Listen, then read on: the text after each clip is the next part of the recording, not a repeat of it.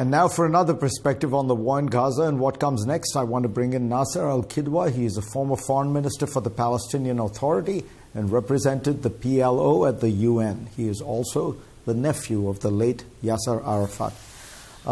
Nasser, welcome. Let me ask you whether, from your perspective, the Biden administration's recent public distancing itself from Israel on the issue of Rafah and a full-scale ground operation there is welcome news? Do you think that it's been effective? How do you view what the Biden administration is doing right now? Well, to be frank with you, I think the administration is saying the right thing. They say that we don't like what we see happening in Gaza. However, when it comes to action, it's a different story. So do I like it? Yes, I like it. Do I think that this was enough to change things and to change the course of event? Unfortunately not. And unless we see serious change, unless we see some clear positions taken, some actions taken, I think we'll stay in the same situation. What do you think is going on in Gaza right now in terms of, is Hamas defeated? How would you that's been the Israeli goal. Do you think it's being achieved? No, it was not achieved, and it's not going to be achieved. And that emphasizes the fact that what Mr. Netanyahu is doing now in Rafah is catastrophic. He is taking the situation to a new level, a new catastrophic level, criminal level, I would say, and without any specific results. Because he said the same thing before Khan Yunis. He said the same thing before even the city of Gaza, before attacking the Shifa hospital, and the result was the same. So this is a situation that cannot be solved by military means only. This is a situation that requires also some political consideration and some political understanding of the situation that then will take us all to ending this catastrophe and move forward, not only to solve the situation in Gaza, but to hopefully solve the overall political situation as well. One has to assume that the population in Gaza is more radicalized now. I mean, given the trauma of the last few months, if you were to hold an election in Gaza tomorrow, am I wrong in thinking Hamas would probably do better than it would have done before? I wouldn't agree with you, Fareed, on this one, because I think one of the results of the catastrophic situation now is the fact that the population feels hopeless, and they feel that the party who brought them here in this situation was at least partially Hamas, irrespective of the atrocities of the Israeli side. So I don't think so. Nevertheless, let me say also that unfortunately elections tomorrow is impossibility because of the fact, not the least, of the existence or the presence of about 2 million displaced Palestinians. You cannot tell that a displaced person, come and vote. You have to take care of his needs or her needs first and provide them with the necessary tools to survive, and then move forward and go for political solutions and change internally, democracy, including elections. Nasser, let's talk about the day after and what it would look like.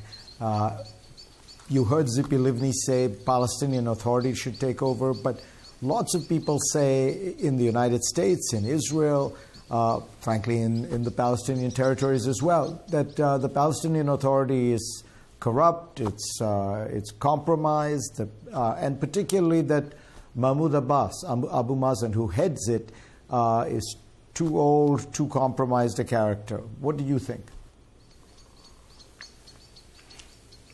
Well, I don't disagree with that, but let's talk about the day after in general. And here I think several very important things need to happen. One, first and foremost, this catastrophic war needs to end. I mean, this bloodletting, the agony of the population, the crazy ideas such as collective deportation and shrinking the territory of Gaza and things like that need to stop. And then we need to ensure that there is Israeli withdrawal, a withdrawal without return and without any attempt to impose conditions on the Palestinian people that the people don't accept, such as the siege, for instance.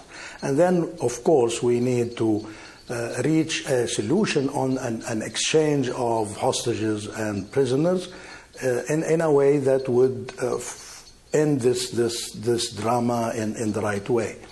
After that, here I agree again with you, what you said at the beginning, that we need to have a drastic and seriously reformed Palestinian Authority. Not the kind of gimmick that we saw with the current government when Mr. Abbas brought that government. I mean, this did not change anything and cannot change anything.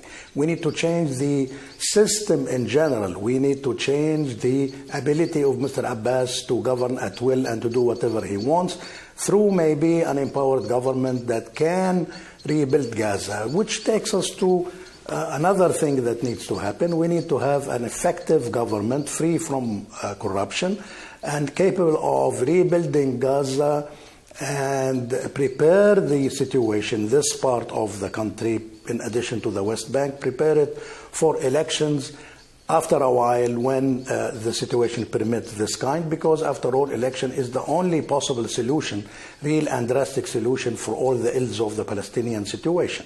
And finally, we need to have a conference of donors that would provide for the financial assistance necessary to rebuild Gaza. Before that, I think we need also to have some kind of an Arab security presence that would provide for a temporary situation whereby it can take over from the Israelis and hand over to the Palestinian government, the new Palestinian government.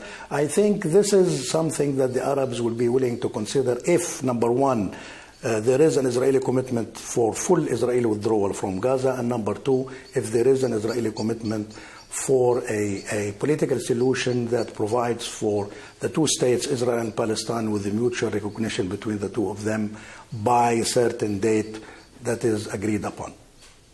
So I don't have a lot of time, but I have to ask you, when you look at the mood in Israel today, it seems that they are intent on staying in Gaza to maintain some security presence. They've already created buffer zones. They're creating corridors to make it hard to move from north to south Gaza. When you ask people in Israel about a two-state solution, it seems to be at its lowest, at the lowest levels of support for it in decades. How would do you anticipate this changing? It seems difficult. Well, it is difficult, but it will change. Once I read an article for an Israeli author who said that there will be a political solution not out of magnanimous attitude and enthusiasm, but out of desperation and the failure of both sides to annihilate the other side. Let's, on that somewhat hopeful note, I will leave. Nassir, Al-Qidwa, thank you so much. Pleasure to have you on.